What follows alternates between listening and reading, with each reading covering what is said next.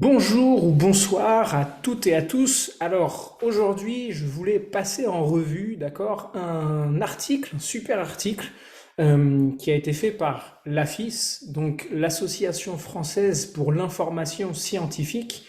Un article qui est souvent cité, en tout cas, c'est un des seuls qui peut exister, en tout cas, en termes de preuves scientifiques que l'astrologie ne fonctionne pas. Alors, mon propos ici, en tant qu'astrologue, c'est pas de venir débunker l'article, de dire ah bah non, ça c'est nul, ou ni de défendre l'astrologie, mais juste d'amener justement une vision qui permet de voir que la posture à partir de laquelle on veut prouver ou contredire ou médire sur l'astrologie montre bien qu'on ne sait pas ce que c'est en fait. La plupart du temps, et c'est en ça que je trouve que c'est important quand on rédige un article à caractère scientifique, c'est justement d'avoir au moins du coup l'honnêteté de se dire ok je vais étudier le sujet que je veux débunker à fond.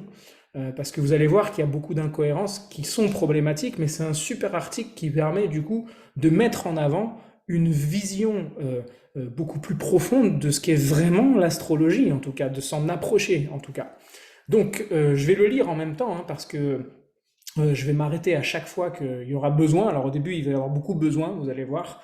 Donc cette vidéo peut paraître un peu longue, mais vous allez voir que je vais en profiter pour amener aussi un apport dans une perception et une philosophie, voire une spiritualité de l'astrologie. Donc le titre étant L'astrologie à l'épreuve, ça ne marche pas, ça n'a jamais marché. Ok, c'est une injonction qui me semble bien forte, mais soit, hein, moi je suis prêt à recevoir justement les propos de l'article. Donc je commence. L'astrologie suppose des influences astrales que la physique ne connaît pas. Là, je m'arrête d'emblée. L'astrologie suppose des influences astrales. Quelle astrologie? De quelle astrologie on parle? Puisque l'astrologie est un outil qui est donc utilisé par des ouvriers ou des artisans, si vous voulez, que sont les astrologues. Mais de quel astrologue on parle? C'est comme si on disait l'art des garagistes suppose ceci ou cela. Mais ça dépend quel garagiste en fait qui suppose ceci ou cela. Donc l'astrologie, je ne sais pas laquelle en tout cas, c'est sûr que si on se réfère à l'astrologie des horoscopes, qui n'est pas du tout de l'astrologie, bah là je suis totalement d'accord avec cet article. Mais l'astrologie, euh, repose sur une loi universelle qui s'appelle la loi de l'analogie. Cette loi d'analogie n'implique aucune influence, c'est-à-dire l'influence, ça veut dire qu'il y a un rapport de cause à effet, celui qu'on recherche dans la preuve scientifique, qu'on ne pourra pas trouver parce que l'astrologie est un outil, une méthode métaphysique. Et métaphysique, hein, étymologiquement parlant, méta au-delà, physique, la matière. Donc l'astrologie va au-delà de la matière. Elle aborde des principes et des approches qui sont par nature au-delà de la matière. Donc la science ne peut pas, avec une méthode empirique et proprement matérialiste, venir prouver quelque chose qui est métaphysique. Il faudrait qu'elle utilise des outils ou des moyens qui relèvent de la métaphysique, c'est-à-dire se mettre sur le même plan. Maintenant, l'astrologie, en fait, va juste nous dire que euh, au moment où on observe le ciel, toutes les traditions du monde nous parlent de l'unité de la conscience. Quels que soient les textes hein, que vous prenez, on en revient toujours à cette notion de base qui est l'unité de la réalité, l'unité du vivant, l'unité de la conscience. Nous sommes un. Il n'existe qu'une seule et même conscience, une seule et même réalité. Donc, tout ce qui surgit dans un instant unique, hein, que ce soit la naissance de quelqu'un ou n'importe quel moment, celui où vous regardez cette vidéo par exemple, euh, tout ce qui va surgir en cet instant T va avoir la même correspondance de valeur, d'énergie, euh, justement de perception, la même énergie. C'est ce qu'on appelle être analogue. C'est comme un effet miroir. Tout est en analogie. L'astrologie ne repose pas sur une loi de cause à effet, c'est-à-dire par influence, genre les planètes sont comme ça à ta naissance, donc voilà ce que va être ta vie. Ça, c'est une astrologie assez vieille et très fataliste, hein, mais qui a, en fait, hein, pour avoir vraiment rencontré des maîtres en la matière, je peux vous garantir que c'est pas leur approche du tout. C'est une approche beaucoup plus responsabilisante qui vient dire, ok, voilà ton énergie, par analogie, au moment où tu es né, voilà quelle était cette énergie. Donc c'est celle que tu portes. Qu'est-ce que tu choisis d'en faire? Et donc là, l'influence, elle n'existe pas, cette influence. Elle vient colorer un caractère, mais l'être humain, par son libre arbitre, peut venir justement utiliser ça. Donc là, c'est une excellente introduction, on va dire, cette phrase qui est proposée par l'article. Le ciel des astrologues ne correspond en rien au ciel que les astronomes peuvent observer. Là, je m'arrête encore, parce que la personne qui a rédigé cet article montre juste, simplement, je suis désolé, mais son ignorance par rapport au sujet. L'astrologie, encore une fois, de quelle astrologie on parle? Si vous allez en Extrême-Orient, l'astrologie védique,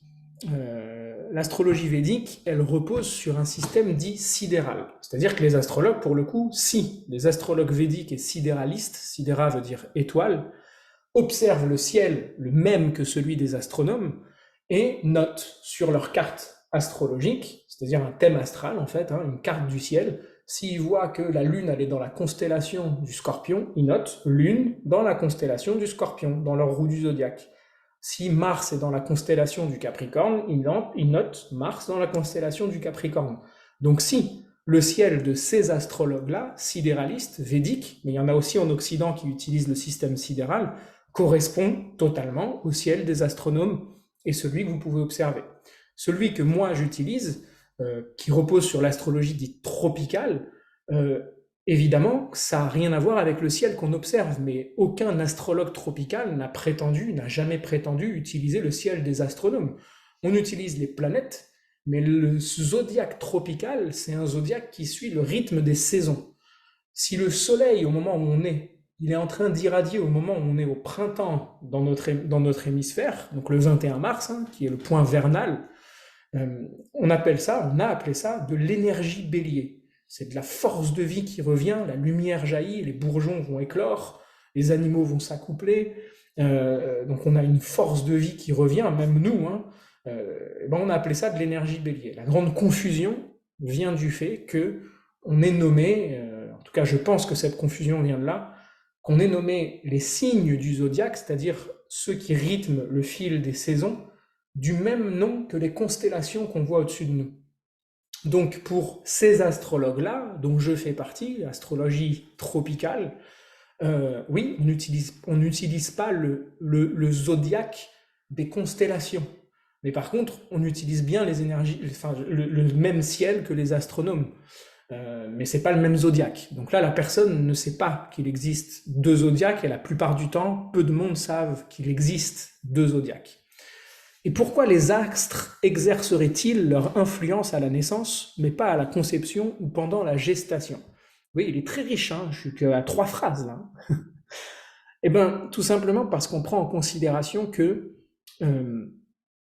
au moment de la naissance, la première inspiration, c'est là où on absorbe symboliquement les énergies. C'est-à-dire que le corps va s'imprégner dans les cellules à travers ce que nous on appelle l'oxygène, mais on pourrait très bien avoir d'autres modes de perception, comme notamment en médecine chinoise, ce qu'on respire c'est du qi ou du prana en Ayurveda par exemple.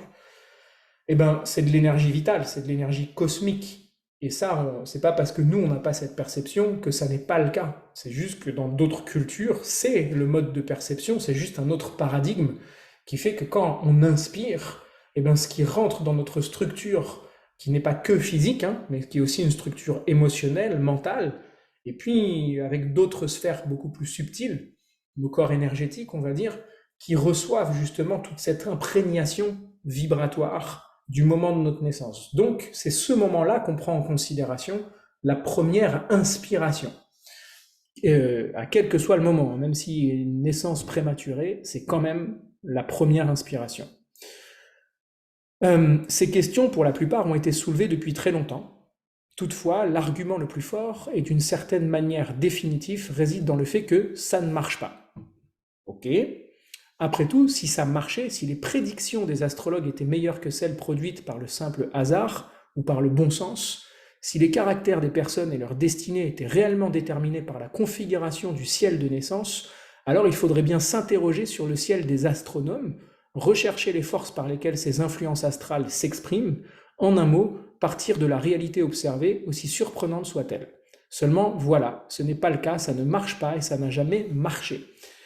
Bon, bah vous voyez que déjà là, la posture de base, c'est sûr que si on part en se disant, alors l'astrologie, c'est ce truc-là qui fait des prédictions avec une boule de cristal et qui vient nous dire que la vie est déterminée par les astres, c'est sûr que ça marche pas.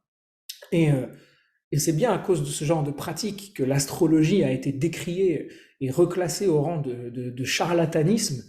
Mais est-ce que c'est parce qu'il y a des garagistes, j'ai rien contre les garagistes, c'est juste l'exemple que je prends, hein, je pourrais très bien dire des boulangers, hein, qui arnaquent leurs clients, que ça veut dire que les techniques des garagistes ne fonctionnent pas, ou qu'il faut arrêter de réparer des voitures, ou de faire du pain pour les boulangers. C'est pas parce qu'il y en a beaucoup qui utilisent de cette façon-là cet outil que ça veut dire que l'outil il est à bannir. En fait, c'est la personne qui l'utilise et la façon dont elle l'utilise. Malheureusement, la plupart du temps, et je peux vous le garantir pour recevoir des personnes maintenant depuis plus de 10 ans, donc ça représente des centaines et des centaines de thèmes de consultation, bah, la plupart des personnes, en fait, quand elles arrivent, ça se voit clairement, en fait, qu'elles savent pas ce que c'est l'astrologie. Elles se disent, mais attends, c'est pas du tout ce que j'imaginais.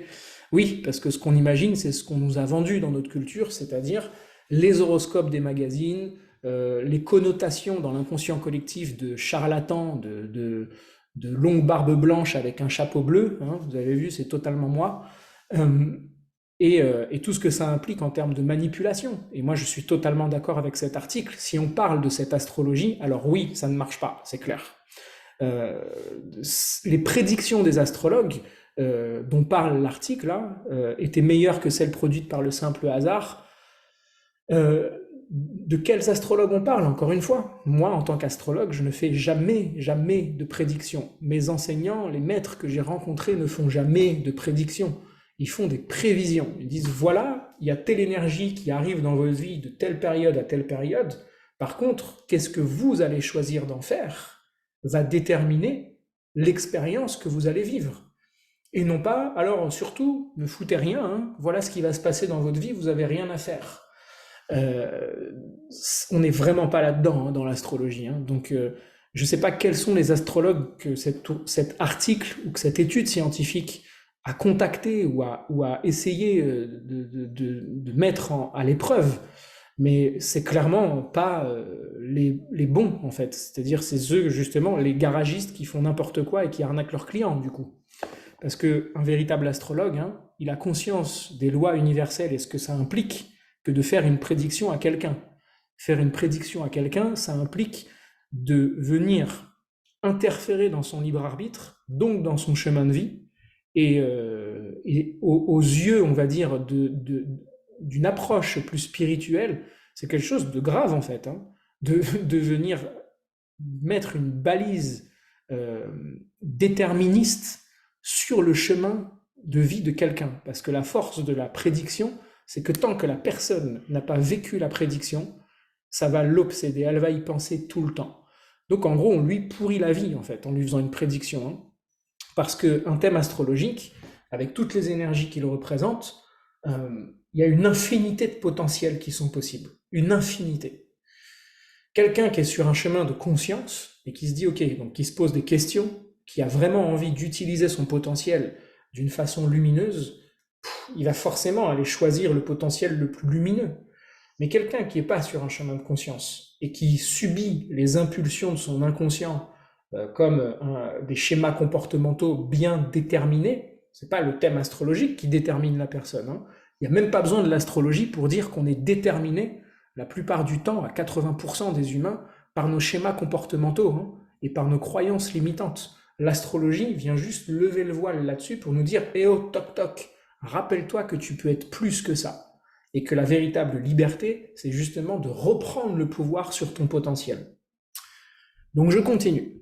Les astrologues, comme la plupart des partisans du paranormal, accusent bien volontiers les scientifiques de refuser de tester leur pouvoir et leurs théories. Alors je ne sais pas de quels astrologues on parle, hein. Moi, pas de problème, bienvenue, il n'y a rien à tester d'ailleurs, on peut juste témoigner d'une séance si on veut. Hein. En réalité, ils ignorent délibérément les innombrables expériences menées préférant ne mettre en avant que leurs propres tests, souvent basés sur leur seule expérience personnelle ou sur le témoignage. Ils préfèrent jouer les martyrs de la science, se réclamer de Galilée, qui n'a jamais été persécuté par la science, rappelons-le. Nous décrivons ici les principales expérimentations déjà conduites et portant sur la validité des prédictions issues des thèmes de naissance. Bon, il y aurait beaucoup à dire là-dessus, hein, que ce soit en passant par Ptolémée ou Darwin j'en passe, hein, vraiment beaucoup, hein. Il y a juste à faire des recherches. J'ai pas envie de prendre plus de temps sur la vidéo là-dessus, mais il faut savoir qu'à la base, hein, et ça, il suffit juste de faire les recherches, hein, tous les médecins étaient astrologues, hein. L'astrologie faisait partie de l'Académie des sciences. Alors la date officielle, c'est 1666, mais c'est un peu avant, en fait, hein, que l'astrologie a été virée de l'Académie des sciences sous Louis XIV, et pour cause, et je comprends tellement. Attends, lui, il était petit, et il y avait, je crois que c'était Richelieu, qui consultait toujours son astrologue pour aller attaquer les Anglais. Donc c'est quand qu'il faut attaquer les Anglais? Ah bah c'est tel jour, parce que là c'est bon, c'est bénéfique. Puis résultat, les Français ils se faisaient zigouiller. Donc quand Louis XIV avait le pouvoir, il a dit ok, cette connerie là, vous me la virez de l'Académie des sciences. Mais il a eu raison. En tout cas, je sais pas s'il a eu raison, mais je comprends pourquoi il l'a fait. Parce que l'astrologie n'est pas faite pour savoir quand est-ce qu'on va attaquer notre ennemi. C'est pas du tout pour ça qu'un tel outil a été remis entre les mains des anciens prêtres, et je parle pas des prêtres des religions, je parle de ceux qui étaient les garants de la spiritualité et de l'éveil des consciences des humains à une période très reculée. Ils avaient la connaissance des choses profondes de la vie. Donc on n'est clairement pas dans cette approche-là d'utiliser l'astrologie pour savoir quand est-ce qu'on va gagner au loto, rencontrer l'amour de notre vie. La question serait plutôt de se dire comment tu pourrais déployer ton potentiel pour justement rencontrer l'amour de ta vie, euh, t'enrichir si tu veux, mais qu'est-ce que ça veut dire s'enrichir? Qu'est-ce que tu offres comme don et talent à la vie pour que l'univers te réponde aussi avec cette abondance-là? Oui, c'est truffé d'enseignements, l'astrologie, hein. Ne serait-ce que par le zodiaque, il y a énormément de transmissions possibles. Même naissance et destin différents, destin identique et naissance différente. Je sens qu'on va s'amuser là. La première expérience remonte à plus de 2000 ans. Il s'agit en réalité plus d'observation et de bon sens que d'une expérience à proprement parler. Si le ciel de naissance fixe pour chaque individu son caractère, sa destinée, alors comment expliquer que des jumeaux aient souvent des destins différents? Ça, c'est l'argument que je retrouve le plus dans le débunkage de l'astrologie. Eh bien, la réponse est très simple. Si je donne à deux frères jumeaux ou deux sœurs jumelles, peu importe, la même palette de couleurs, je les mets devant une toile vierge, une toile blanche, et je leur donne la palette de couleurs identique, la même, hein, et je leur dis, allez-y, peignez quelque chose avec votre palette de couleurs respective. Et bien là, il y aurait des gens qui disent ah, mais pourquoi, si c'est des jumeaux, pourquoi ils n'ont pas peint la même chose? Pourquoi ils n'ont pas peint exactement le même arc-en-ciel, la même maison, la même œuvre d'art? Bah, tout simplement parce que c'est des individus à part entière qui ont leur libre arbitre et qui décident par eux-mêmes de ce qu'ils ont envie de faire de leur peinture. Entendre ici leur énergie.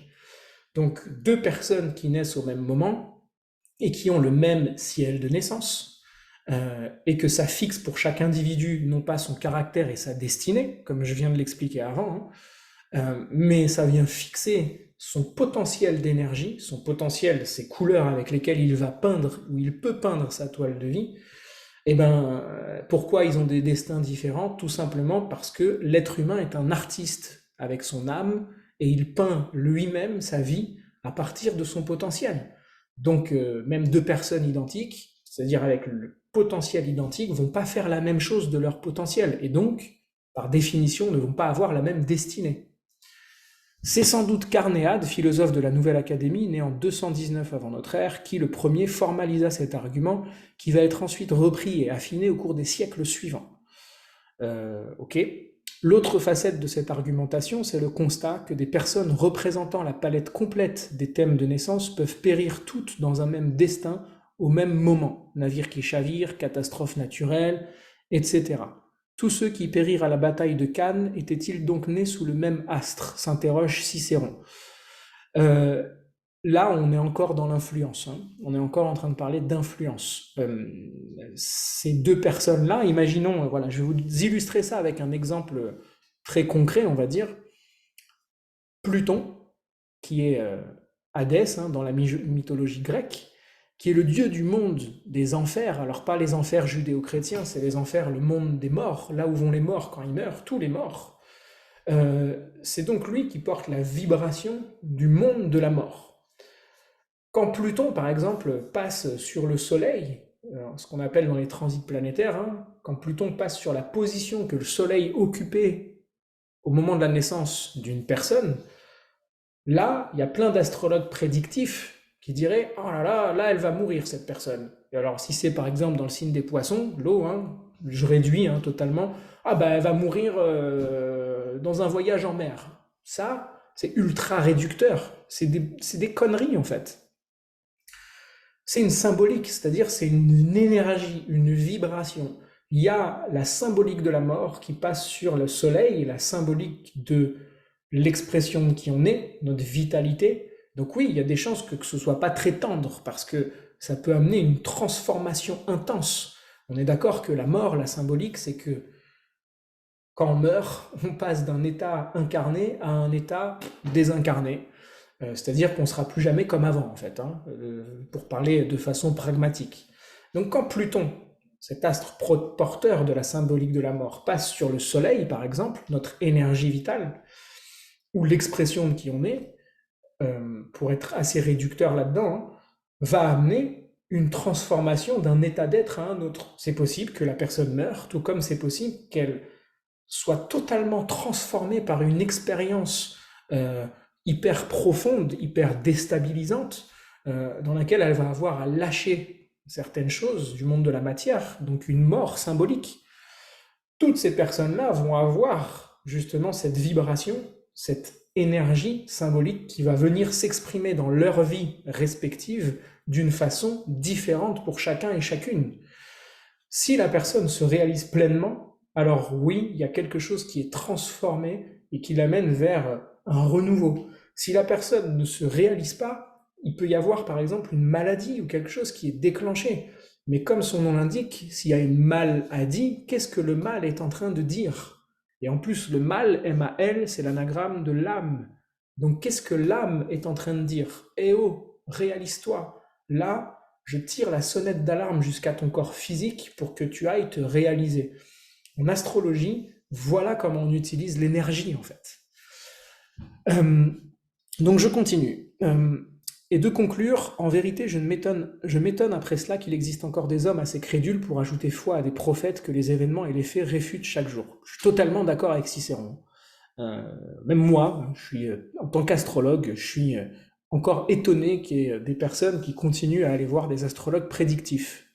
Saint Augustin va affiner l'argument des jumeaux. Il prend acte du fait que deux jumeaux ne naissent pas rigoureusement au même instant, mais souligne que l'intervalle est tellement petit que, même si ceci a une réalité dans l'ordre des choses, cette réalité échappe aux inductions humaines, à la finesse des calculs des astrologues de l'époque, d'autant plus que l'instant exact de la naissance n'est pas connu avec précision qui permettrait de distinguer les deux horoscopes. Bon, c'est l'argument de saint Augustin que je trouve très intellectuel ou très mental, mais quand bien même c'était le cas, bon, pour moi, c'est pas un argument qui tient la route, hein, ce que saint Augustin affirme ici. Euh, tant qu'on cherchera à rationaliser l'astrologie pour la mettre au même pied d'égalité que la science, on se mettra les pieds dans le tapis. C'est ce que je pense, hein. Je crois en la preuve. Ça, c'est Isaac Asimov. Ne croyez-vous pas aux soucoupes volantes? Ne croyez-vous pas à la télépathie? Ne croyez-vous pas aux anciens astronautes, au triangle des Bermudes en l'après-vie? Je réplique non, non, non, non, non, et encore une fois non. Récemment, une personne poussée au désespoir par la litanie monotone de mes négations a éclaté. Ne croyez-vous en rien? Si, répondis-je, je crois en la preuve. Je crois en l'observation, je crois aux mesures et à la raison confirmée par des observateurs distincts. Je crois en tout, peu importe la bizarrerie ou le ridicule, s'il y a une preuve. Toutefois, plus quelque chose sera bizarre et ridicule, plus la preuve devra être ferme et solide. Donc ça, c'est Isaac Asimov. Ok?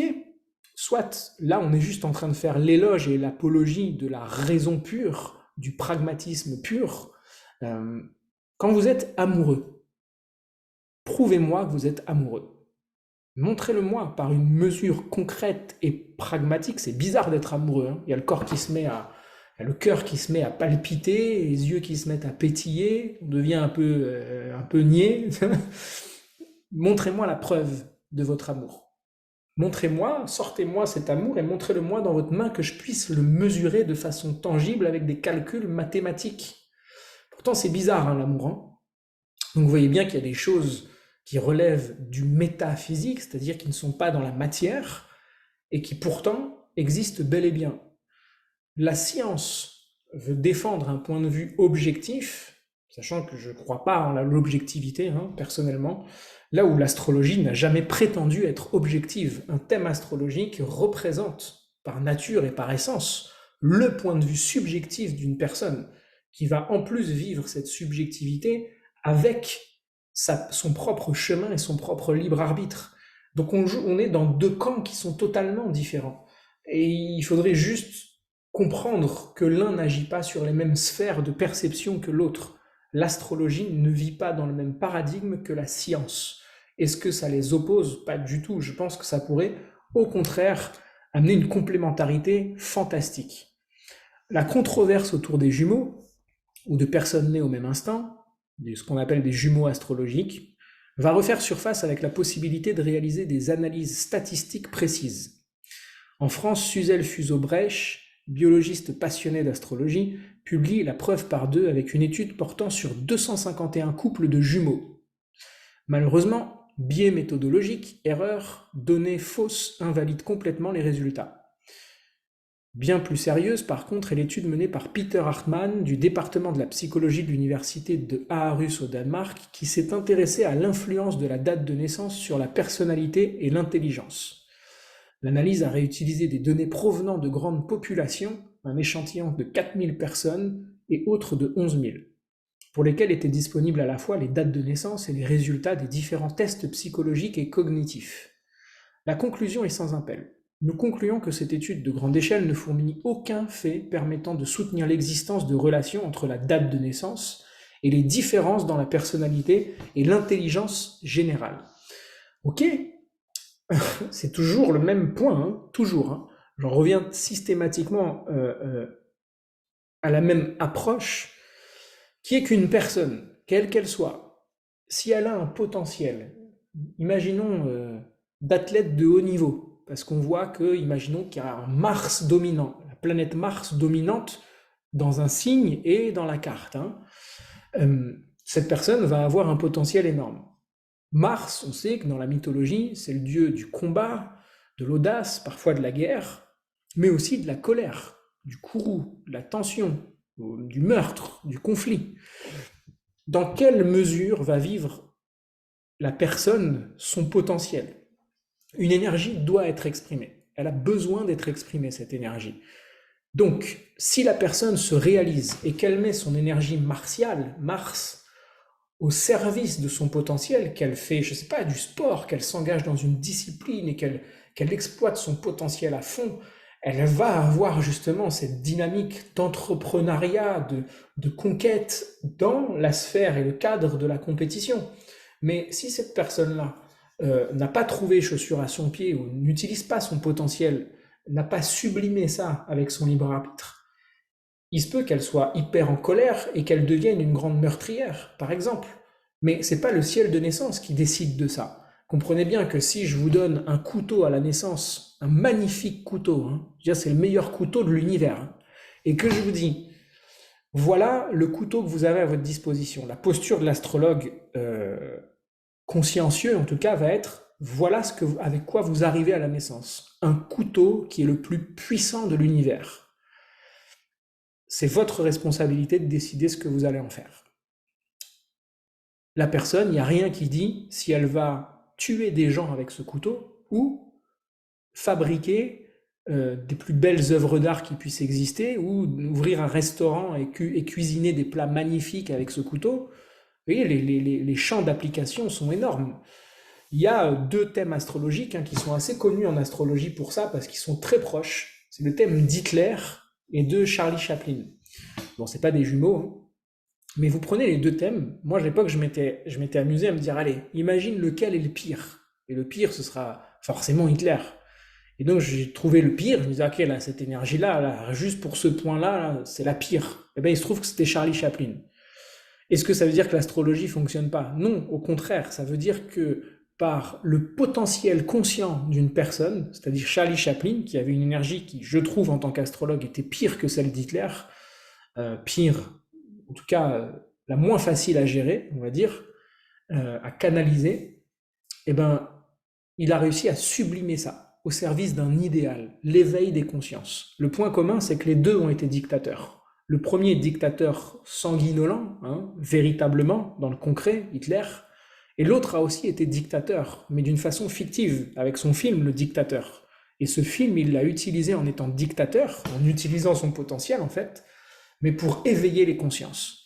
Donc vous voyez que le but, l'astrologie, elle n'est pas faite pour être prouvée dans le fait, alors, est-ce qu'ils ont raison quand ils vont dire que lui, voilà ce qu'il va vivre, etc. Mais non, elle est là pour dire, voilà l'énergie, c'est pas quelque chose de prouvable. C'est comme si on disait, tiens, on va montrer que la peinture ou la sculpture fonctionne ou fonctionne pas. Il n'y a rien à prouver là-dedans, il y a juste à dire, ok, exploite ton potentiel, c'est tout. C'est un art en fait, hein, c'est pas une science, hein. En tout cas, moi, je fais partie des astrologues qui pensent que c'est vraiment un art et pas du tout une science. Les tenants de l'astrologie rétorqueront que le thème de naissance doit être pris à la minute près pour mettre en évidence des différences. Notons toutefois qu'eux-mêmes, dans leurs consultations, ne s'embarrassent pas avec cette contrainte et se contentent très souvent de coordonnées de naissance très approximatives données par leurs clients et dans leurs livres et magazines regroupent les prédictions par signe de 30 jours. Ok, mais j'aurais aimé que la personne qui a écrit cet article aille rencontrer des astrologues, c'est-à-dire pas ceux qui écrivent dans les magazines des horoscopes, quoi. Euh, et encore, je pense peut-être, je ne les connais pas, mais je pense peut-être qu'il y a des bons astrologues parmi ceux qui écrivent dans les magazines. Mais en tout cas, c'est pas là-dessus qu'on se base pour faire une étude astrologique, ça c'est clair. De regrouper les prédictions par signe de 30 jours, c'est clair que c'est une grande débilité, quoi. Une personne ne se résume pas à, à un signe de 30 jours. Pourquoi on dit 30 jours? Parce que quand on vous dit quel signe astrologique vous êtes, c'est par rapport à la position du soleil au moment de votre naissance. Le soleil reste dans un signe pendant 30 jours. Donc c'est sûr que si on range tous les humains dans 12 catégories et qu'on dit voilà, tous ceux qui sont nés dans cette tranche de 30 jours, voilà ce que vous allez vivre, c'est une grande connerie. Ça c'est clair, parce qu'un thème astrologique, le soleil, représente qu'une petite infime partie de l'ensemble de l'œuvre, la carte. Tout est à prendre en considération et c'est la résonance de cette œuvre qui va venir donner justement les contours subtils du caractère potentiel et de la personnalité potentielle de cette personne. C'est comme si je vous disais que j'allais faire une étude sur la preuve que la Joconde est moche en étudiant seulement et uniquement son oreille gauche. D'accord que c'est débile, hein? Bah là c'est la même chose en fait.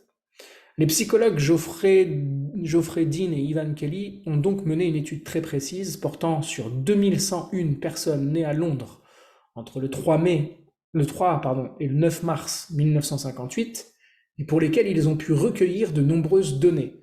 Tests de QI, résultats scolaires, évaluations, performances sportives, autant de traits que les astrologues affirment pouvoir déterminer avec les horoscopes. Quels astrologues? Et on ne parle pas d'horoscope là, hein. Enfin, moi en tout cas, dans mon métier, on ne parle pas d'horoscope. À différentes périodes de la vie, 11 ans, 16 ans et 23 ans. L'instant de la naissance a pu être déterminé à quelques minutes près. Est-ce la faute de l'astrologue si la personne qui a le couteau à sa disposition l'utilise d'une autre façon que ce pourquoi elle aurait pu être destinée d'une façon avantageuse pour elle? L'astrologue n'y est pour rien là-dedans. C'est sur l'astrologue que ça retombe le fait qu'une personne utilise mieux son potentiel qu'une autre. Si on donne à toutes ces personnes-là un potentiel d'énergie, euh, en tant qu'âme, on ne vit pas, on n'a pas la même perception du monde et de l'univers quand bien même on nous donnerait les mêmes outils en main. Et c'est ça qui fait qu'on aurait une vie différente. Donc, et le postulat de cette étude montre bien que ce qu'on attend des astrologues, c'est qu'ils prédisent d'une façon juste pour bien prouver que leur outil fonctionne. Bah oui, mais le problème, c'est que l'astrologie véritable n'est pas faite pour ça. Elle est faite pour éveiller la personne à son potentiel et la responsabiliser dans son cheminement, pour l'aider à s'orienter, en fait. Rien de plus que ça. Au mieux, l'astrologue est un guide qui éveille la personne à sa guidance intérieure. Au mieux. Les jumeaux astrologiques, c'est-à-dire des personnes nées au même moment au sens astrologique du terme, ont ainsi été construits. Les résultats de l'étude sont là aussi sans ambiguïté, ne mettant en évidence aucune corrélation. Ok, il y a même une technique astrologique qui fonctionne plutôt bien, qui montre que, et ça je l'ai vécu plusieurs fois, qui montre que deux jumeaux vont, à partir du même thème, celui qui arrive en premier va investir plutôt une planète qui se situe à un endroit du thème et l'autre plutôt à l'autre endroit du thème. Ça ne veut pas dire que leur destinée est décrite, pardon, j'allais dire, est déterminée, voilà, c'est le mot que je cherchais. Ça veut juste dire que la personne va investir, si par exemple elle investit la planète Saturne, bah, cette personne-là, elle va être beaucoup plus froide, beaucoup plus sérieuse, beaucoup plus stable, alors que l'autre, s'il investit Mercure, par exemple, bah, vous étudiez Mercure dans les mythologies, bah, mais elle va être beaucoup plus déconnante, moins sérieuse, plus légère, comme un écolier, quoi, par exemple. Et ça, j'ai pu le voir et le constater. Mais par contre, ça ne vient pas déterminer la vie de la personne. Les astrologues ne reconnaissent pas leur horoscope. Alors, j'ai hâte de voir. Un autre type d'expérimentation a été conduit visant à évaluer dans quelle mesure un astrologue est capable d'apparier la bonne personne à un thème astral donné. Je vous ai bien montré que tout à l'heure, je m'étais trompé avec Charlie Chaplin et Hitler. Et alors, l'expérience de référence est celle de Sean Carlson, publiée dans la revue Nature en 1985. Réalisée conjointement par des scientifiques, des statisticiens, mais aussi des astrologues, avec en particulier l'implication d'une association d'astrologues largement reconnue dans son milieu, le National Council for Geocosmic Research. Elle montre que des astrologues n'arrivent pas à faire mieux que le hasard pour identifier parmi 3 profils de personnalité qui leur sont fournis, celui qui correspond au thème astral d'un individu. Geoffrey Dean a recensé depuis pas moins de 40 études similaires, représentant au total 700 astrologues et 1150 thèmes de naissance, sur lesquels il a réalisé une méta-analyse qui confirme ce résultat. Lui-même a conduit une expérience dans laquelle étaient présentés 45 astrologues, les thèmes de naissance de 120 personnes, 60 caractérisés comme très introvertis par le test de la personnalité d'Eysenck et 60 très extravertis. Le taux de succès s'est révélé à être à 50,2%, je pense que c'est ça, comme l'aurait été un tirage à pile ou face. En gros, c'est une chance sur 2 que ça fonctionne, quoi. Ok, c'est toujours pareil là-dessus. Si je demande à des scientifiques parce qu'en fait, la prédiction scientifique, elle existe tout le temps. Soyons clairs, quand un médecin vient voir quelqu'un et lui dit, voilà, au vu des analyses de votre cancer, il vous reste 6 mois à vivre, ou il vous reste 2 semaines à vivre, ou il vous reste 1 an à vivre, c'est de la prédiction. Vous allez voir un autre médecin, il va vous dire autre chose. Et ça, c'est de la prédiction scientifique, clairement. Et c'est pas la seule et unique. Il y aurait plein d'autres exemples qui relèvent justement de la supposition médicale, mais comme c'est un corps scientifique avec une veste blanche, ça passe. Mais les scientifiques passent leur temps à faire de la prédiction, en fait, tout le temps. On prédit les choses et puis ensuite on va essayer d'aller confirmer ou infirmer cette chose-là jusqu'au moment où en fait on va prédire autre chose. Mais les scientifiques passent leur temps à faire de la prédiction sans même s'en rendre compte. Donc ça, c'est un premier point. Si je donnais par exemple plusieurs analyses médicales de plusieurs personnes à un scientifique, en lui disant, allez maintenant, trouve celui qui a vécu 6 mois, l'autre qui est mort au bout de 2 jours, à partir des mêmes analyses médicales, je suis persuadé qu'on en arriverait au même résultat. Est-ce que ça voudrait dire que les médecins sont des menteurs et que la médecine doit disparaître? Je pense pas. La médecine n'est pas faite pour ça. La médecine, elle est faite pour préserver la santé de quelqu'un et non pas guérir sa maladie. Si on doit être au stade de guérir la maladie, c'est que déjà on a sauté une étape majeure qui était de préserver la santé. Euh, donc, le but du médecin, c'est justement de venir en aide à la personne pour qu'elle retrouve la santé ou qu'elle la préserve. C'est pas de prédire juste combien de temps elle va vivre. L'astrologue, son but, c'est de s'occuper de la santé spirituelle de la personne, pour qu'elle soit alignée psychiquement à qui elle est vraiment. Ça, c'est le but de l'astrologue. Et qu'elle réalise son chemin avec le plus de pleine conscience possible. Le but de l'astrologue n'est pas de prédire la vie de quelqu'un. Sinon, effectivement, cet article a, a tout à fait raison d'être. Mais ça montre bien que cet article, et ça montre bien aussi que la posture astrologique actuelle, il y a un gros problème avec.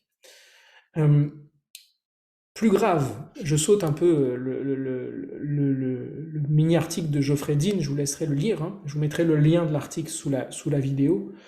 Plus grave, aucun consensus n'émerge dans les évaluations des astrologues. On pourrait en effet s'attendre à ce qu'au moins, même si les conclusions issues de différents astrologues sont fausses, elles soient cohérentes entre elles, car partant des mêmes données en utilisant la même théorie, or ce n'est même pas le cas. Mais encore heureux. Et pourquoi? Mais parce que, en fait, comme si les astrologues c'était des pions qui sont tous de la même couleur et qui doivent tous dire la même chose. À ce moment-là, utilisons ChatGPT et puis au moins il dira tout le temps la même chose. C'est comme si je disais, c'est plus grave, hein, parce que on pourrait en effet s'attendre à ce qu'au moins, même si les conclusions issues de différents médecins sont fausses, elles soient au moins cohérentes entre elles. Je pense que chacun d'entre nous a pu faire l'expérience de l'incohérence de plusieurs médecins ou plusieurs scientifiques. Quand vous avez un problème grave, vous allez voir quelqu'un, l'un va vous dire un truc, l'autre va vous dire autre chose, puis l'autre va vous dire encore autre chose, et il n'y a plus de cohérence. Donc ce qu'on reproche aux astrologues, parce que encore une fois, c'est qu'une catégorie d'astrologues dont traite cet article, c'est exactement la posture qu'on pourrait reprocher aux scientifiques en fait, ou aux médecins par exemple.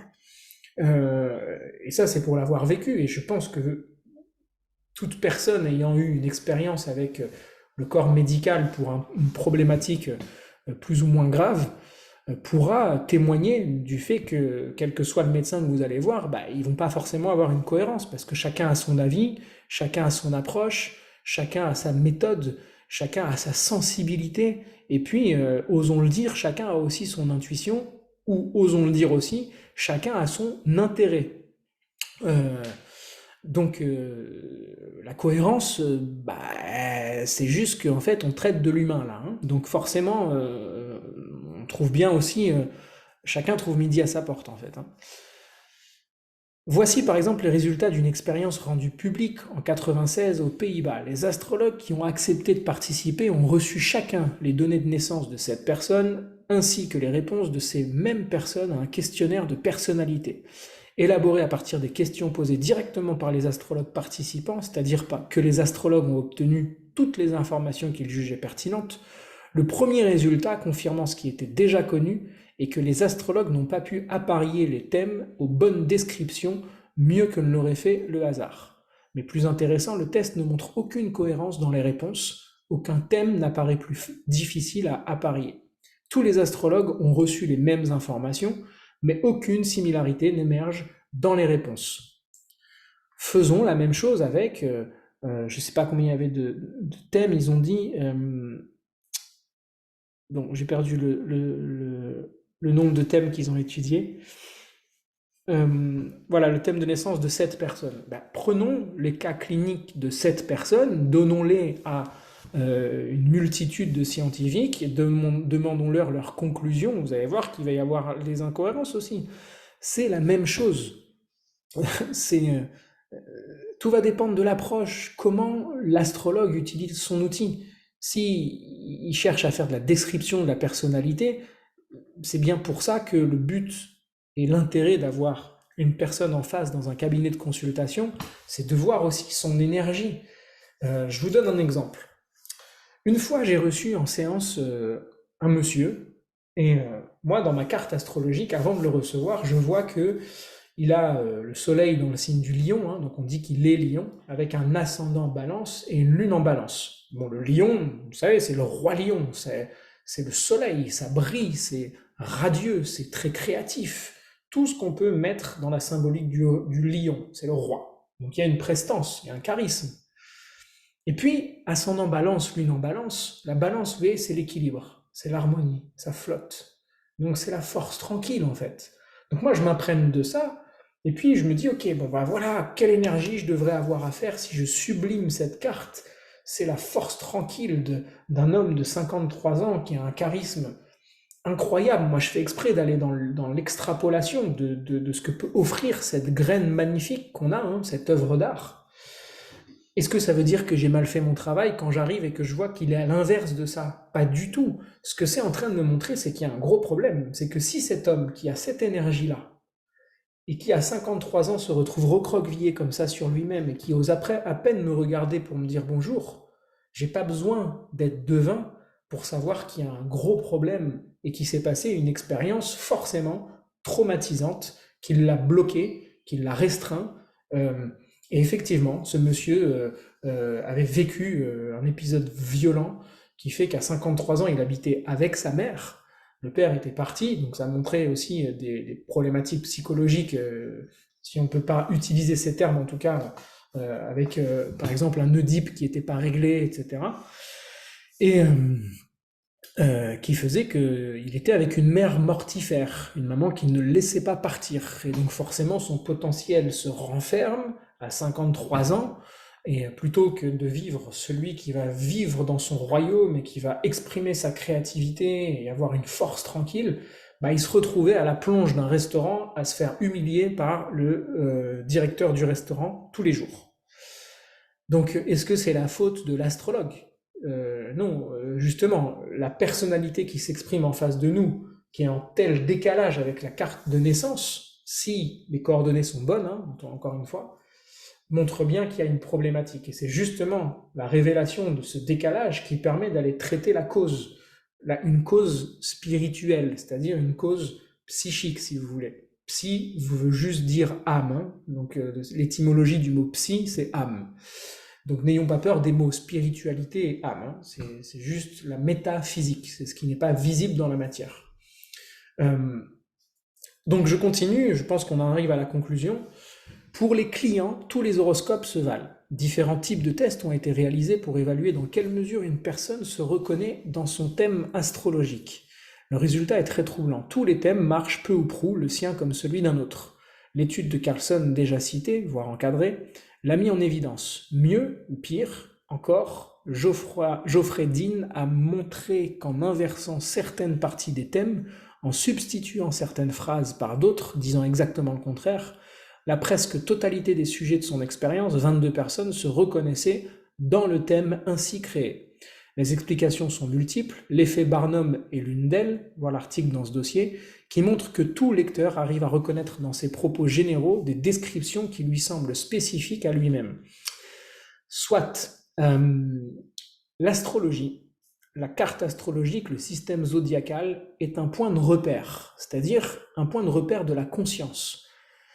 C'est un outil, tout comme le tarot de Marseille d'ailleurs, hein, dans lequel on va projeter notre conscience et puis venir se questionner. Le mot questionner a donné le mot quête, enfin, vient de la même racine que le mot quête, qui à la base se disait la quest. Donc une quête, ça n'est rien d'autre qu'une dynamique de questionnement.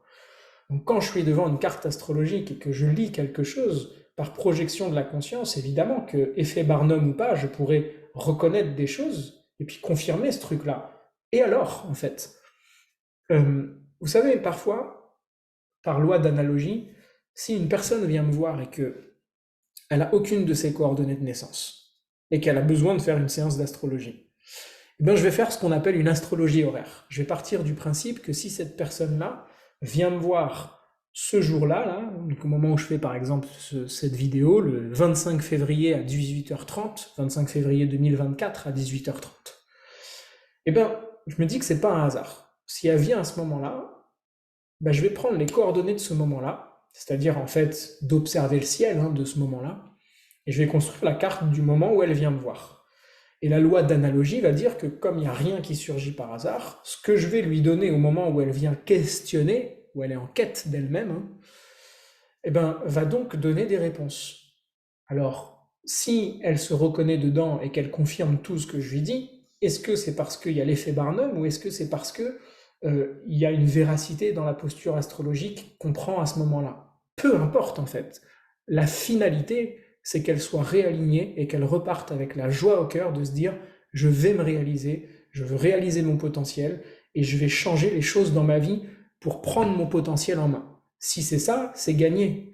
Euh, en tout cas, c'est ma posture quelle que soit la façon dont je vais utiliser l'outil en fait. Euh, mais il se trouve que, en général, même si elle vient avec des coordonnées de naissance qui sont pas forcément les bonnes, peu importe.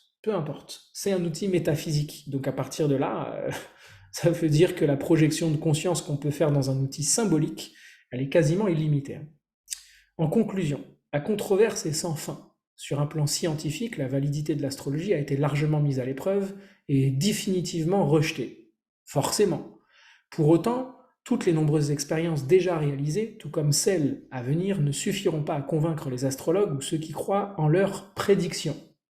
On est encore dans la problématique du départ. Pas de prédiction chez moi ou chez mes enseignants, par exemple.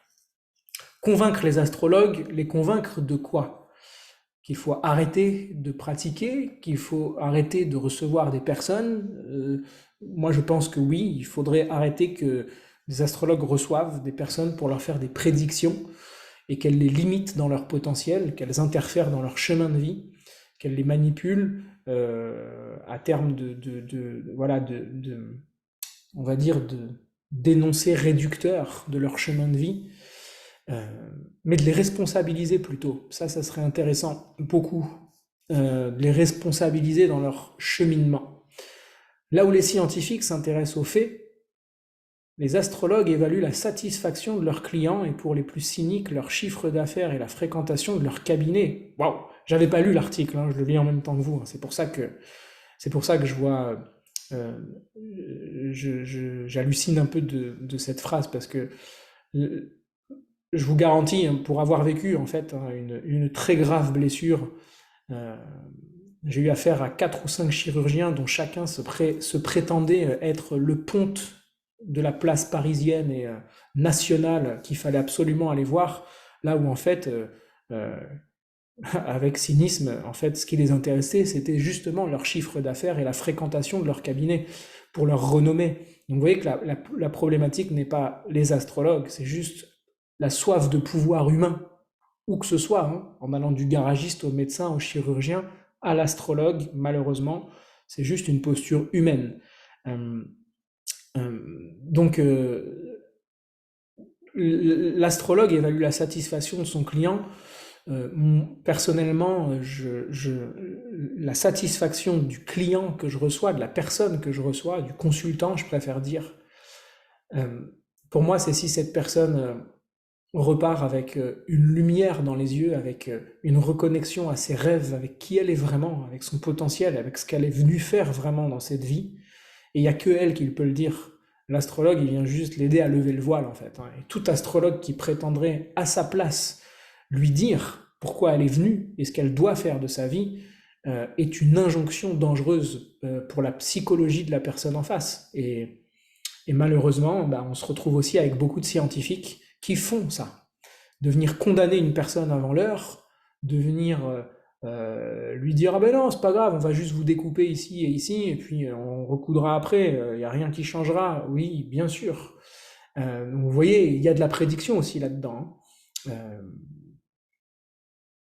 L'erreur est humaine, mais quand elle est volontaire, euh, ça relève du crime. Donc il faut se méfier. Et les astrologues sont autant concernés que les scientifiques là-dedans. Donc la satisfaction tient alors lieu de preuve d'exactitude.